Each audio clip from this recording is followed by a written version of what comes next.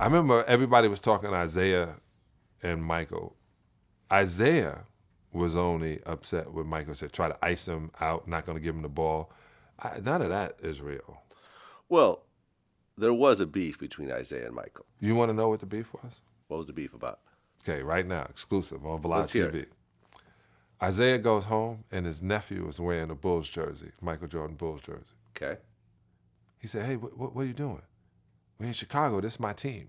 It's his nephew.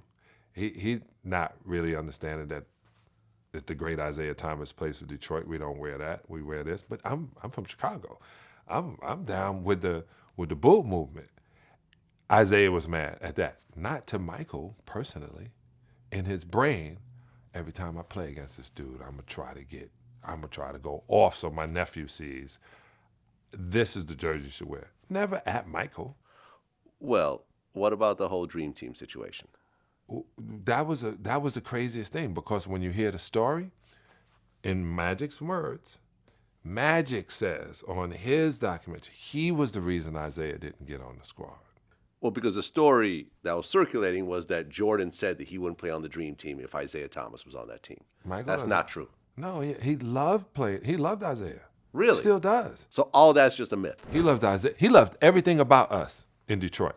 Right. He was on fire. Now this is my homie. My first TV show, the John Salley show. Michael comes. I go pick him up from the hotel in 1988 and bring him back to my set to shoot it, get him some food, and bring him back to the hotel. I would trade my tickets with Scottie and Horace because they had people in Detroit, and then they would give me 2 tickets when I went to Chicago. Like outside, it's right now, LeBron and them, you see it. We had the same things. People you were cool with. Dow Walker was always my man. Ron Harper. When I go to Cleveland, I go to Ron's house, and he takes me back so I can get on the bus, and then tries to kill me the night that we're playing. But these, we have relationships outside of being on court. But Magic's documentary, Magic says, because he was upset with Isiah, he said, because there was no way, Stockton is the greatest thing. I'm glad you put him on. Chris Mullin, I'm from Brooklyn. Mully, if you tell me to pick a team, I'm going to pick Chris Mullin first anyway. Christian Laettner going instead of Shaq. Now, that was political on that part. But Magic said he blocked it. Michael doesn't have okay. Michael doesn't even talk. See, that's another thing. The things that are different now is Michael didn't have conversations about that. What time we play? He's introverted. Okay. Well, you played for the Bad Boys, Yeah. and you got 2 back-to-back Yeah. championships. Yes. And you guys were really shutting down Michael Jordan until Pippen arrived. Exactly. Well, until they decided Pippen was going to be more, he was going to play more and be more involved, because we're back and forth. The Bulls are not even a conversation.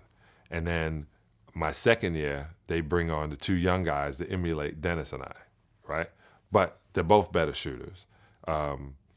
Horace is more structured than I am. He's playing more than I am. But then Scottie was an anomaly. This was we don't know what to do with this. Like, Joe is our best guard defender. Well, you got MJ here. So Joe has to play that. Or if you put Dennis on him, who's going to play? Dennis had to play too. Remember, we had to go through our AD transition because Michael was going to have to try to guard AD. AD's going to give him numbers. Check the stats. We had a better team. They wound up having a way better team when Scottie was given more responsibility. And it changed when Phil took over. Phil's second year in charge is when he realized propaganda. Say things in the newspaper about us being thugs and we don't play basketball the right way. Same thing Johnny Most is saying. But then when you talk to James Worthy, the real bad boys were the Celtics because they can do anything they want to. Okay, I mean, because people felt that you guys played dirty. Yeah, they felt that. And it was so funny because Phil Jackson said that.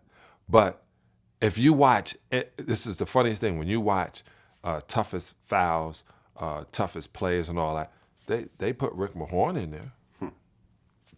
out of all of us, they put Dennis Rodman play, but you'll see everybody else. You'll see how tough all these other teams, Jack Issel, Unseld, Bob Lanier, they go back to those days when you come in the paint, this is where men are. That mentality. You come in here high flying, we're going to put you on your back. It's one foul. That was a mentality. They stopped a thing called a breakaway foul after the Scottie Pippen thing, but it was a rule. The guy's going to make a layup. What did they used to say? Make him make it on the foul line.